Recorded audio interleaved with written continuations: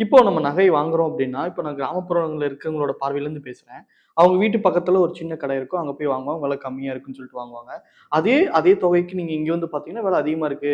நீ அங்க போனோம்னா விலை ஜாஸ்தி ஏமாத்திருவாங்க அப்படின்ற ஒரு பார்வை இருக்குது இன்னும் கிராமப்புறத்துல. எந்த கடையில சார் வாங்கணும்? அது ஒரு புரிதல் பொதுவா இருக்கா? வந்து எந்த கடைன்னு இன்னைக்கெல்லாம் கிடையவே கிடையாது. எல்லா கடைக்குமே வந்து கவர்மெண்ட் வந்து இது பண்ணிட்டாங்க. கொண்டு வந்துட்டாங்க. ஒரு ஜெனரலைஸ்டு ரூல் கொண்டு வந்துட்டாங்க.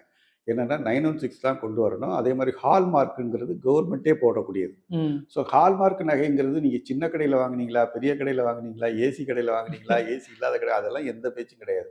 நீங்க வாங்குன நகையில 916 பக்கத்துல ஹால்மார்க் இருந்ததுனாக்க எவ்ரிதிங் வந்து சேம் தான். It's so fine. அதனால நீங்க அத பத்தி எது கம்மியா கிடைக்குதோ நீங்க பார்த்துக்கங்க. ஏசி போட்டீங்கன்னா அதிகமா விலை செலவாகும். ஓவர் ஹெட்ஸ் செலவாகும். ஆமா. சின்ன கடையா இருந்ததுன்னா விலை கம்மியா தான். உங்களுக்கு அந்த வேஸ்டேஜ் பாக்க கம்மியா கொஞ்சம் நம்பகமான கடைகளாவும் பார்த்துக்கங்க. எஸ். ஏன்னா வாங்குனதோட என்ன பண்ணுங்க, ஒரு இடத்துல அடகு வச்சுருங்க. ஆ. அடகு வைக்கும்போது உங்களுக்கு தெரிஞ்சு போயிடும். அது வந்து நகை நல்ல உண்மையா நகை பொய்யா அப்படின்னு அப்படின்றது. தெரிஞ்சு போயிடும். ஸோ இது மாரி ஒரு சின்ன லெவல்லேருந்து நீங்க பெருக்கிக்கிட்டு வர்றது சிறப்பா இருக்கும். Okay sir.